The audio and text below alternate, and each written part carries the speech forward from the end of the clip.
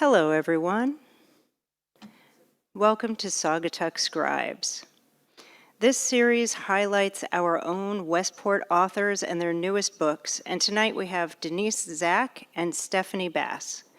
Recordings of past Saugatuck Scribe interviews have been recorded, and you can access those through our website. But for tonight, we're going to have some fun. If I can just ask all of you in the building to please silence your cell phones. I know it's been a long time since we've all had to do that, but it does make the whole evening a little bit more pleasurable. And for those of you watching at home, welcome. We are going to hold audience questions until after the moderated conversation is complete. For those of you at home, you can type your questions at any time during the Q&A tab. And the audience here in the building, we will just ask you to go over to the microphone to ask your question at the end so that the folks at home can actually hear you. And sometimes those of us on stage, because this is a big room. So both The Ripple Effect and Driveway Showcase, My Blackboard Diary, A Comedian's Year in Lockdown, will be available for purchase tonight here in the building. So who's talking tonight? Tonight's moderator is a Westporter and known to many of us in the community, Kerstin Rao. Until recently, a teacher in the middle schools, and now starting two businesses, because one is never enough, a stationery design company called Cup of Cards and Curate Your Mate, a dating coaching service. Denise Zack, who is already on stage, is a certified life coach, meditation instructor, and yoga teacher who worked as a licensed professional counselor for Southern Connecticut State University. Stephanie Bass, our other author, has worked in publishing, marketing, teaching, and most recently, stand-up comedy. Undaunted by the pandemic, she invented a whole new venue for herself, a blackboard in her driveway on which to share her creativity. Without further ado, I am going to leave the stage and let Kerstin take it over. Yay, thank you so much, Jennifer. That's great. Hi, everyone. Is this loud enough? Can you hear me? Awesome. Welcome to the Westport Public Library and Saugatuck Scribes. And I'm so excited. I read this very carefully, Denise Zack's book. I felt very zen after reading it. It was quite good. But it's really kind of an interesting pair of books. Very different voices, very different vibes. And so I racked my brain. I was like, wow, these are radically different books. What do they have in common? And when I read the introduction of your book and Stephanie's book, I realized that each of you had responded to a real existential crisis in your life, and both of you had a desire to heal yourself and others. And I thought, oh, there we go. There's our beautiful theme. Yeah. So with that said, for the folks who don't know your story, could you tell us a little bit about the impetus that led you to put together Ripple Effect? Sure, absolutely. So thank you so much for having me and for organizing all this. Jennifer, thank you as well and thank you everybody for coming. Appreciate it. And anyone tuning in. So as a therapist, there are two reasons that this book came about. As a therapist, I felt like people were coming into the counseling center with less and less ability to manage stress in their everyday life. That they were feeling overwhelmed, feeling chaotic, feeling anxious. And for the first time since I had started as a therapist, anxiety had surpassed depression as the number one reason people were accessing our services. And so I felt a little bit helpless just at the sheer number of students coming in, feeling as if I couldn't do enough to meet everyone's needs. And so I felt like I wanted to kind of go upstream and figure out why people were falling in this river of stress. And at the same time, I was going through my own personal struggles. My husband was diagnosed with stage 4 cancer. He had a 1% chance of survival. My father was also very sick with dying from heart failure at the same time. And it was during that time that I felt on a lot of levels that I could just curl up in a ball in the corner. But I had 2 kids, and my husband's job was to get better, go for treatment, do everything he needed to do. And my job was to kind of take care of everything else, the kids, the house, make sure that their lives are okay, and make sure that he was comfortable. So I started, interestingly enough, I started my yoga teacher training at the same time that he was diagnosed. And I left the yoga classes feeling good. And I thought, I shouldn't feel good. My life is a mess right now. There's no reason for me to feel okay right now. And then the therapist side of me started being curious about, well, what happens in the brain when I practice yoga that allows me to feel okay, even if it's just for a few hours or a day, sometimes maybe just for 5 extra minutes. And the research showed that there are different parts of the brain that are activated when we're stressed, when we're overwhelmed, when we're anxious, and which is very different from the part of the brain that's responsible for calming us down. And mindful and meditative activities live in the part of the brain that's responsible for calming us down. And I thought, that's really freaking cool. And people need to know this.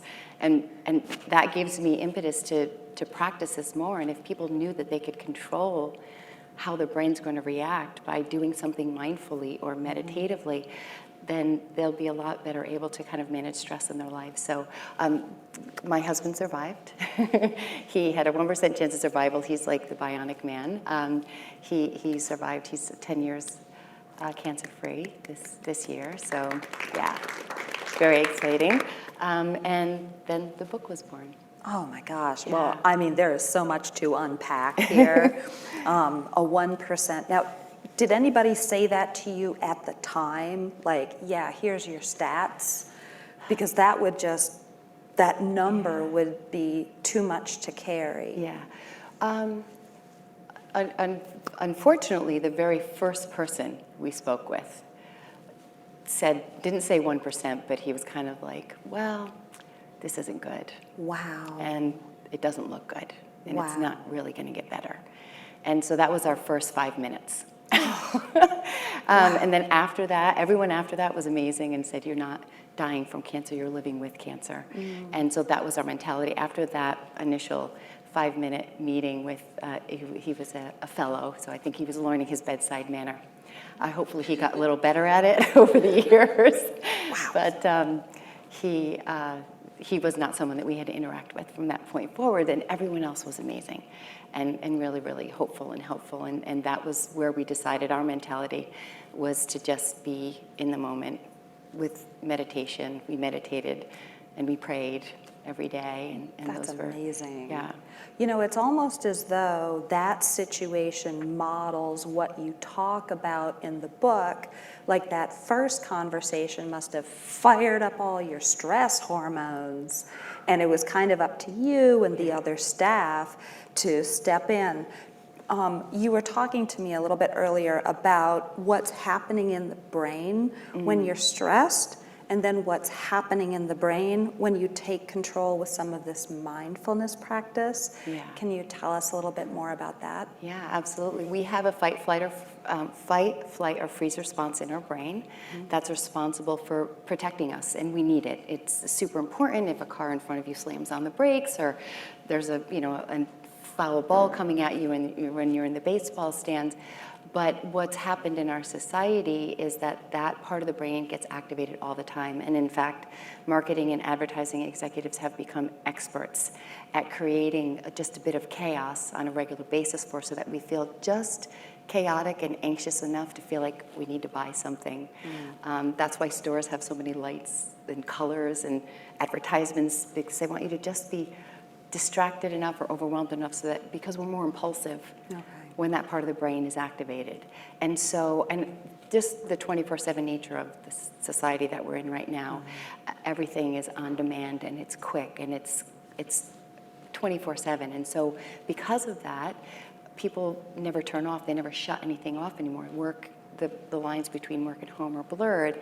Add the pandemic into the mix. And so there's this part of the brain that's responsible for activating us that gets activated on a regular basis. This creates this chronic stress response that everyone has. Nobody can relate to that in the audience. Okay. Yeah. And so the other part of the brain that's responsible for calming us down actually goes offline. It shuts down when the fight, flight, or freeze response is activated. And so we don't even have the ability in those moments to really be thoughtful or reflective because there's no blood flow going to that part of the brain. However, if you can, like if this is the stimuli and this is the overreaction, if you can just insert a bit of mindfulness in there, if you learn some strategy so that before you get to the I'm going to have a freak out or feel overwhelmed or be completely anxious or make a poor decision in this moment, that's when you can actually send blood flow to the part of the brain that's responsible for calming you down and have a much better result and feel like you're more in control of your thoughts and your emotions and your reactions. I mean, that's so desirable. That is so wonderful. So I was paging through the book, and I remember you and I chatted before getting together. I read the whole thing, and I listened to some of your meditations. You've got a lovely, soothing voice. Thank you. So, you know, when you get the book, because you're all going to get one, definitely listen to the meditations as well. But I was thinking, gosh, I've got this book and I could work my way through it by myself, but it would be so helpful to work with someone. So talk to me a little bit about if you want to use the book by yourself, like what's that's like, or if you want to use this in conjunction in dialogue with someone else, what are some avenues for your readers to do that? Yeah, so some people love the idea of being able to go through that on a personal level by themselves and just do the book, and that's good for them. And so it's perfect in that respect. For others who want something more in the way of dialogue, I coach, I do personal coaching. So I have a bunch of clients right now who have the book, and they read the book, and then we meet once a week, and they will talk to me about, well, in this chapter or on this step, and so we'll tailor it and personalize it to their experience and what they're going through, which I think helps them as well. The other thing that I'm just starting now is a private Facebook group for anyone who's got the book or wants to be a part of the community, and I'm hoping to go live. I literally just started it, but to go live once a week and answer any questions that people who are reading the book have but don't really have the time or maybe the money to do personal coaching, and then they'd still have access to me and be able to ask questions in the moment. So that's coming. So. Ooh, you heard it here first, folks.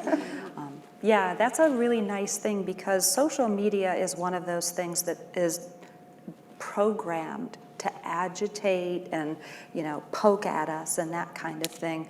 And so it is nice to create a group where you have like-minded people who are attracted to a certain practice or a certain theme. So good luck with that. Thank you. That's actually really cool. Thank you very much. And very nice that you have the independent coaching as well. So nice that you have all those options. I had a note here about the power of an accountability buddy. In your acknowledgments, you gave tribute, I think, to, was it Charmaine Slack, Get the Book Done talks? Yeah. And she told you to do an accountability buddy. Yeah. Tell me a little bit more about that in the book writing process. She's a woman that I met at a conference. We ended up having lunch together. I spoke with her for 20 minutes. We exchanged emails, and we talked every once a month on a Friday for 2.5 years now. And we've missed a couple here and there because of life and circumstances, but she was writing a book and I was writing a book, and it was just a way for me to connect with someone who wasn't personally invested in what I was doing in the way that maybe a sibling or significant other would be, and it was just me kind of talking about the book and figuring out ways to kind of get over those stumbling blocks. And she would do the same, and we were kind of a support for one another, and she's been wonderful. And I think you can do that with anything in life, really. It doesn't have to be around writing a book. It could just be around just anything that you want to accomplish, just having someone else there that helps you to stay accountable and stay on target and stay focused. So. I love it. I have a few accountability buddies. I have some guilt buddies. I have some silly buddies. You have to know who to go for what, right? Exactly, Yeah. exactly. No, but I really love the accountability buddy idea. So, all right, we have like 5 more minutes for you and me to talk. Yeah. And I'm wondering, one thing that I didn't pick up on in the book is how your kids dealt with the crisis And were you able to integrate mindfulness in the family routines? Did they resist? They were like, no, or were they like, this is cool? Yeah. What was your kids' response? So I have 2 boys, and the answer is no. They did not take it in. But they would meditate. Every once in a while, I'd creep around a corner and I'd find them meditating. So they wouldn't do it with me, but they did it on their own, which was kind of cool.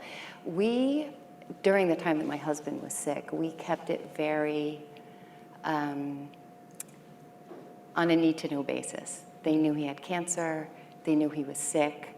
We didn't need to tell them it was 1% chance. They didn't need to be involved in any of the conversations. Their brains, and children's brains in general, are not equipped to manage the amount of intensity that adults can manage, because their prefrontal cortex, which is the part of the brain that's responsible for calming you down, is not developed in them yet. And quite honestly, it doesn't develop until you're in your 20s, fully, if ever, for some of us, right?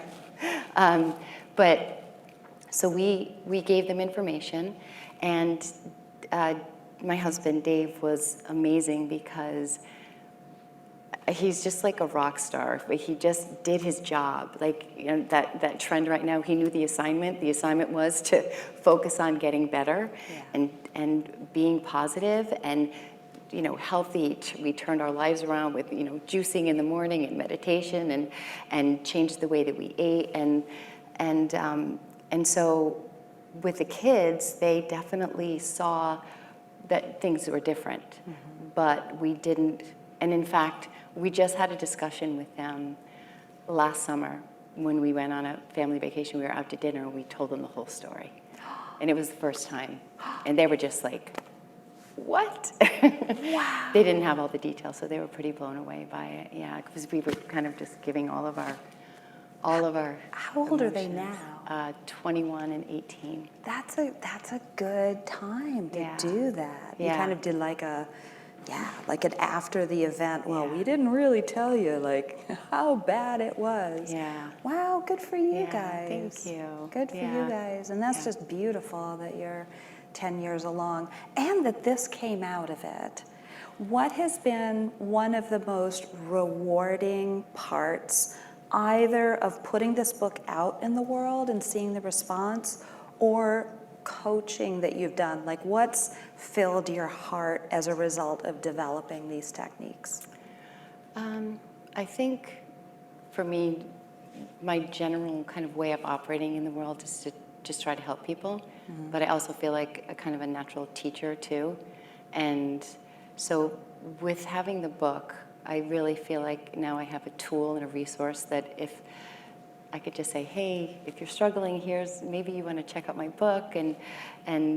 So I feel like I'm able to reach more people that I might not be able to reach. Instead, I think people, because of the book now, ask me different questions. I have friends that have reached out that I haven't heard from in eons that are, you know, talking to me and wanting me to kind of chat with them. So I've reconnected with people. So I think just basically being able to help people and being able to help as many people, I feel like in the practice of mindfulness, one of the natural things that comes out of it is people tend to become more kind and more compassionate towards themselves and others. And I feel like we need that in the world right now because we're kind of really short on patience and acceptance and tolerance right now, and that for me is probably the biggest thing that I am hoping that people will take from it and learn from it. Oh my gosh, I love it. You just landed the plane so smoothly. That was beautiful. Thank you. We are going to have audience questions at the end. So that was absolutely beautiful. You've done a marvelous job. And you remembered which water to drink. I got the right water. That's good. Well, I'm going to ask you to step down, and I'm going to ask Stephanie to come up and join us. Thank you very much. Can we have a round of applause?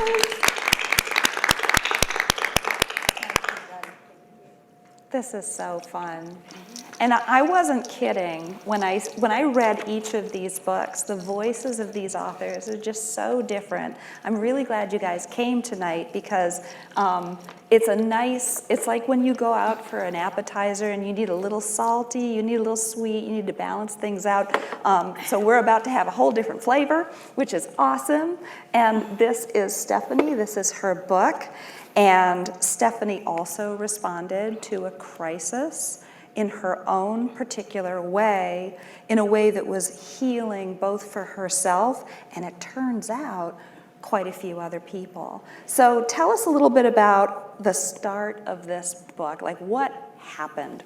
Why did you start putting these Well, I'm messages going up? to go back to my 70th birthday, and I'm BSing. I promised to keep it clean. That was okay, right? I'm BS with my girlfriend, and I said, oh, my last 5 shrinks said I should do stand-up. I'm so funny. She said, this is the universe calling you. And I said, yeah. So I bought a book on Amazon on how to do stand-up, and then they said, my whole life people said, first of all, they said, you're really smart, which is wholly insulting.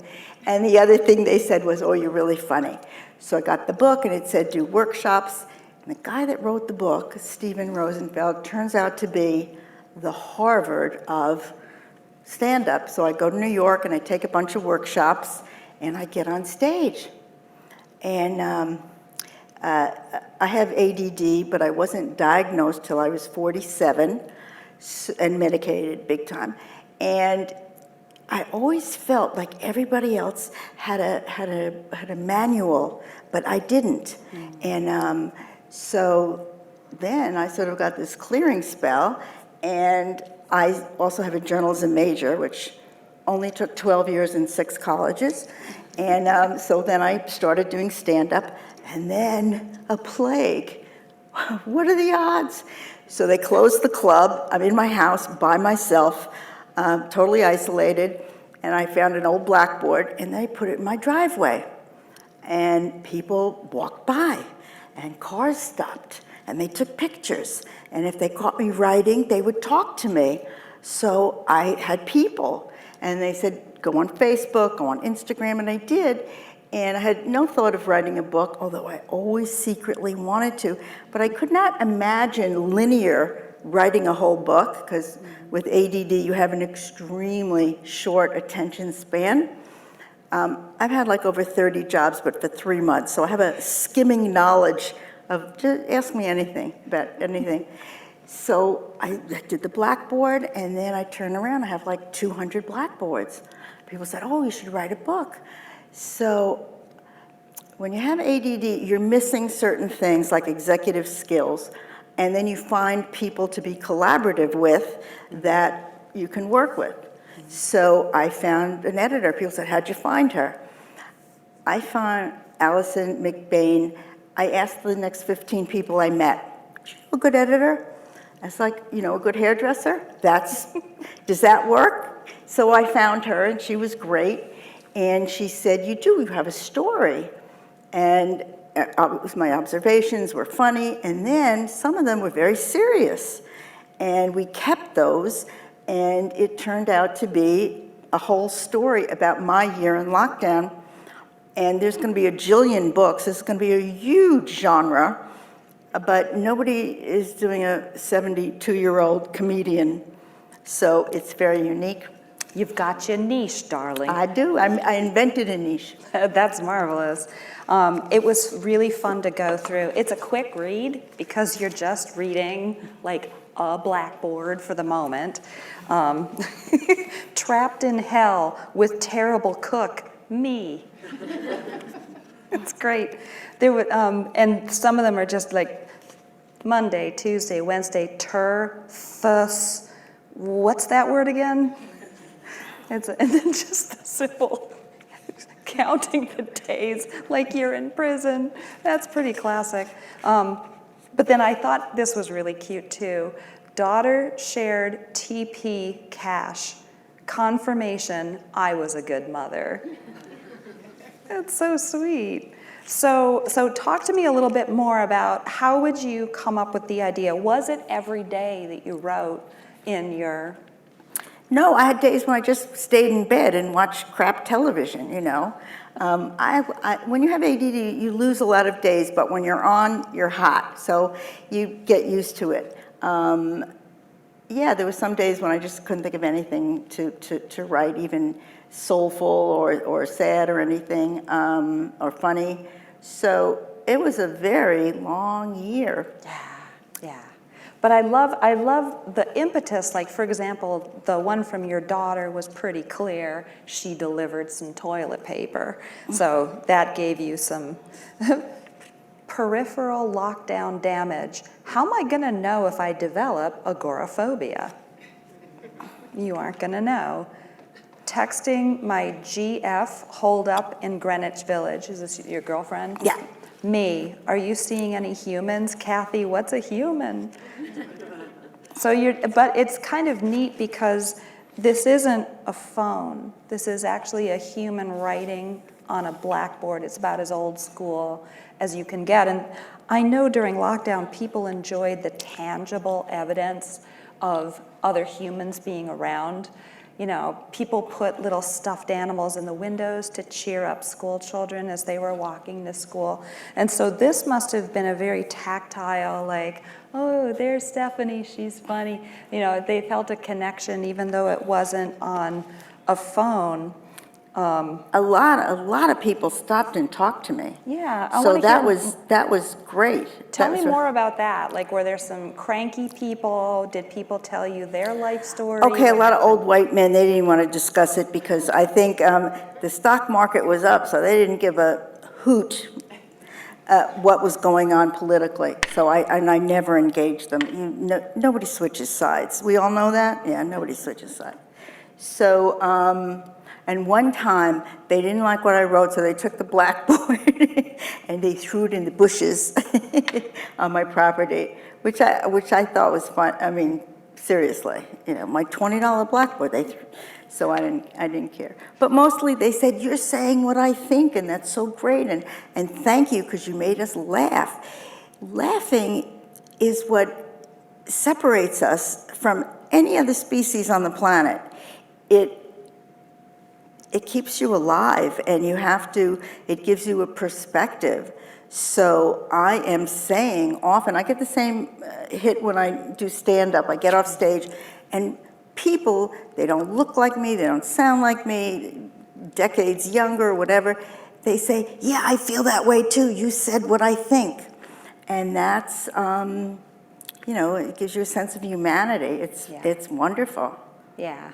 No, this is great. And I liked what you said about discovering the arc of the story, because it seems like you're just putting random thoughts out there, but you include the dates, and you've done it roughly chronologically, so we're kind of re-experiencing, oh yeah, I remember when that happened, I remember when, yeah. I got very lucky with my editor, and she would always say to me, like, you know, overwrite, and what I give you is a suggestion, you don't have to do it. But some of the things that were her ideas, she said some of them need captions.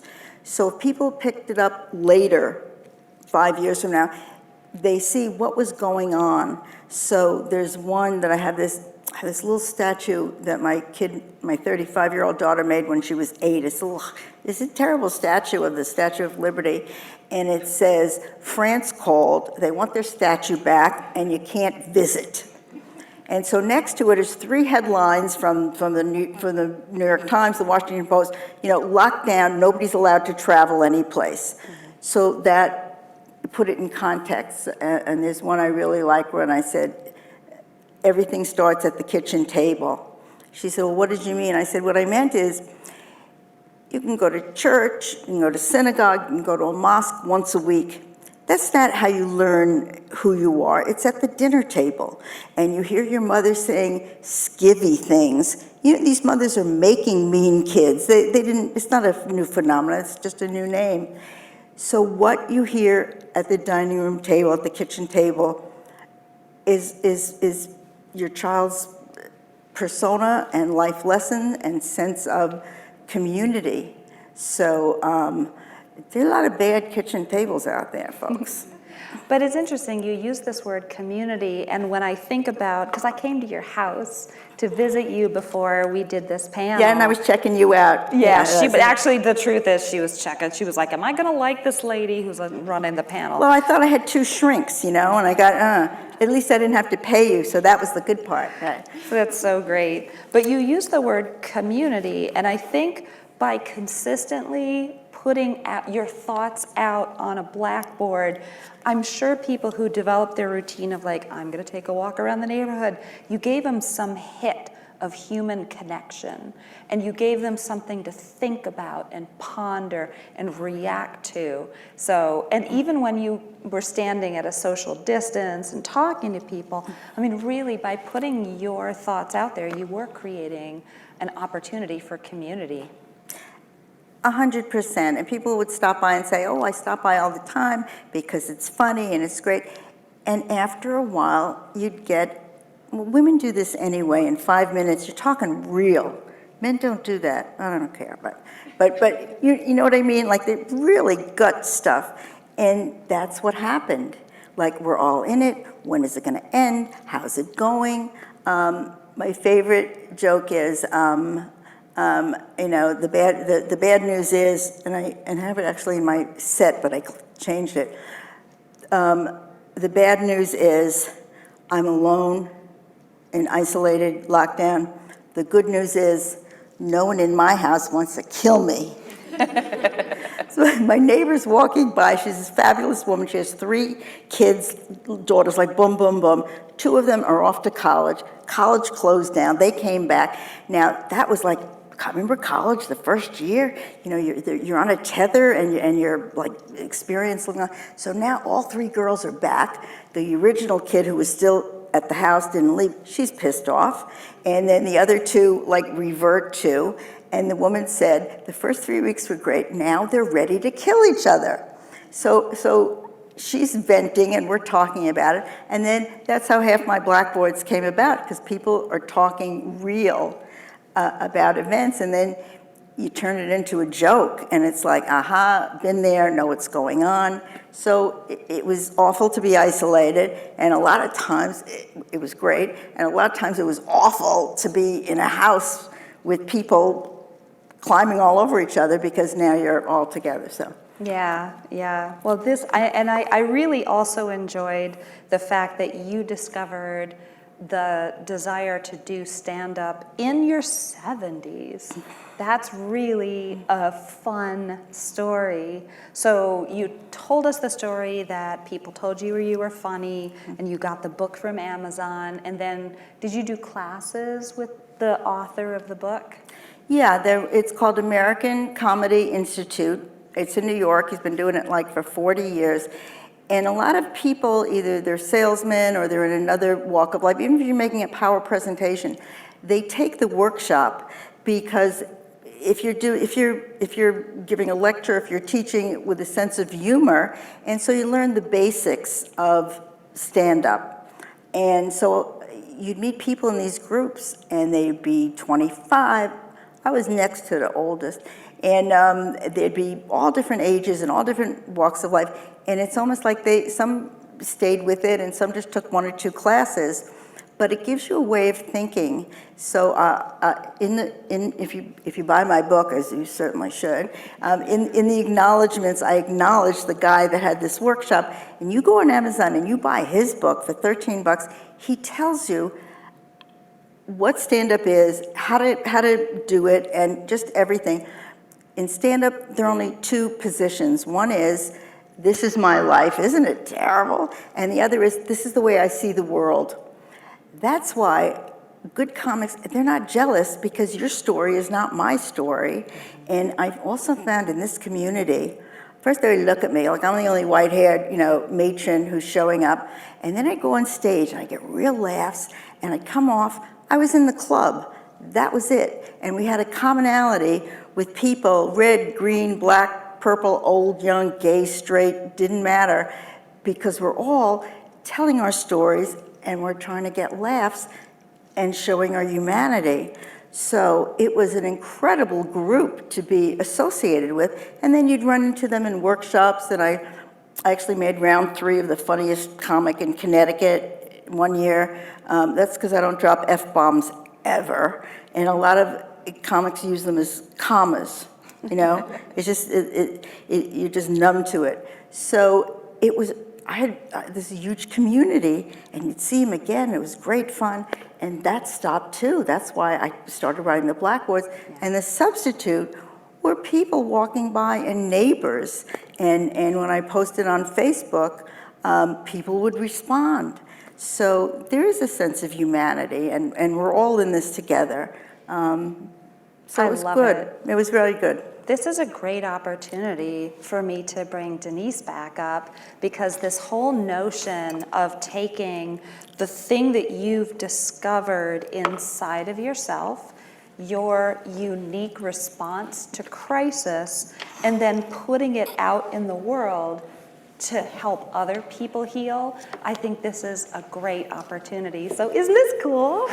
Isn't so this fun. interesting Love it. that we came from different places, but a sense of community is huge. Yeah, everything. It's everything. And I think the really neat thing is there's so many different ways to create it. You just have to have passion behind it and have a real desire to do it. And if you can bring that together, if you can kind of share that with the world, I think it's a great way to kind of bring people. Exactly. Yeah. One of the interesting things, because you've spoken about how the brain is wired, and as a lifelong educator, one of the cool things about our brains, particularly with children, but it continues, is we have this thing called mirror neurons. And so when we look at each other, we are kind of reading each other, and then we're kind of like, maybe I'll do my leg like you do your leg. And, or and maybe- unconsciously, sometimes, yeah. Exactly. And Although when so- you're selling, it's always good to ape the other person. You know that, right? You learn. Absolutely. And I'm thinking that works for both comedy and mindfulness, because when you enter with your persona and you're entering with a really calm energy, other people's mirror neurons are picking up on that, and you're helping them access that healing for themselves. Whereas when people are like edgy and stressed and cranky and they go to a comedy thing and they get to laugh and let out some of that agitated energy, it's another way of lifting their spirits and helping them heal and come together. So that was just my little theme that connects you guys. So yay. Do you have any questions for each other? I was Go. actually curious because I think one of my biggest fears is stand-up comedy. Like that'd probably be on like lowest thing on the list because I don't think I can make people laugh. So did you have that, and then how did you get over that, or were you just kind of excited to get out there and do it? Well, first of all, everybody thought I was a space cadet because my short attention span.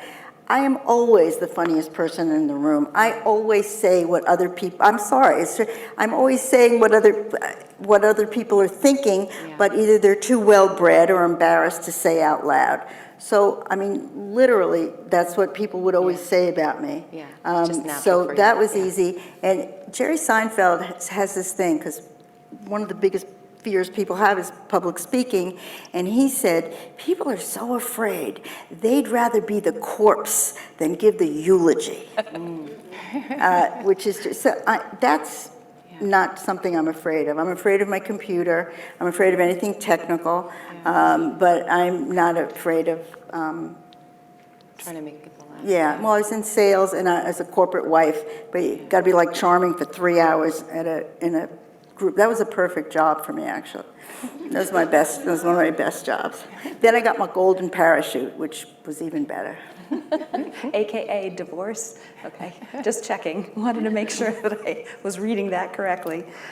Good for you, good for you. Well, you both have an element of resiliency as well to the work that you're doing.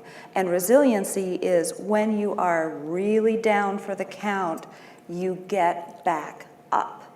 And you tap into it in different ways. Like I just keep thinking about that conversation with that first fellow and just how that must have leveled the both of you. And yet you said in the next breath, like, I have my 2 kids. And so you're up and at them. I think you just have an inner fountain of youth hilariousness that's just coming up. You're like, don't lay down for long because you got to get up and make something funny out of this. That's my sense. Does that sound right? Yeah. I said that I didn't have an owner's manual, and then once I was medicated, I looked around. A lot of people don't know what they're doing, but they just don't discuss it out loud. That's a really good point. I don't know how else to look at the world. I've always found the world very surreal, and why people do things I just find astonishing. And we're funny animals, no? We are. All right, I'm going to ask another question to both of you, and I want to know if you were on a desert island and you could have 3 people and that's it. This is like you get to choose your lockdown, and it can't be your family. I'm just taking them off the table. Like we would pick them. Yeah, like take your family off the table. They're fine. They have their own fun islands and they're totally cool. But if you could just pick 3 people to be on the island to sort of sustain your spirits, who would your 3 people be? Yeah. That's a tough one. All right, I definitely, dead or alive, right? Could be anybody. Oh yeah. That's a good one. Resurrect someone. Okay. Well, yes. this person was resurrected. I actually would have Jesus there because I would need someone to help me keep faith and just keep me centered and balanced. I would need somebody musical there too, though. Maybe my husband will laugh at this. Bruce Springsteen. I think he's a really soulful person and just really just good at kind of telling life stories and connecting with people. It can't be your family, huh? Third person. I make it hard on purpose. Yeah, I know. Sorry. I know. I can't think of another person. I'll come back to you. Oh, wait. How about, I love Robert Downey Jr. as an actor. I think he's just kind of entertaining. So I feel like I would need some like entertaining kind of person there as well. Yeah, and he's kind of talk about ADHD. He's kind of all over the place. Yeah. Wow. Yeah, he would bring like a jolt of energy. Yeah. To I didn't that pick any mellow women. Is that charisma. bad? Pardon? Should I have picked a woman? I didn't pick any. No. We can discuss that later, darling. Okay. And now, who would your 3 people be? Well, my first person would be Louis Black, because he is more pissed off than I am. And I just like him a lot. And then I would pick David Boulay, because I once had dinner there, and you can't eat for a week. The food is so exquisite, everything else is like cafeteria. So that would be really good.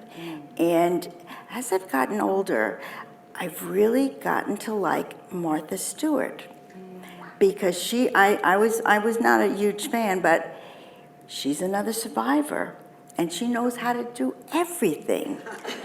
I mean, she is, one cover of her magazine had how to make your own Dove bar. I thought that was the dumbest thing. Why would you want to make a Dove bar? But I've forgiven her bad things and her deals with, I don't know, JCPenney. But if you read her, she knows how to do everything. So I would pick her. Oh, that's fantastic. Don't you just want this to go on and on? Like, I just want to learn more and more about each of these ladies. But we do have to sell books. So I am going to first ask for questions from the audience. We have, the microphone is set up over there. So you have to walk all the way over there to have a question. And it can be a trick question like the one I threw at them. So it doesn't have to be germane. You can throw something challenging at them. Well, I also have a question from the audience at home. Yay. So I'm going to start with that while you all think about what it is that you want to ask. This audience member asks, what are your next plans? Any other books in the wings, or any other big projects that you'd like to tell us about?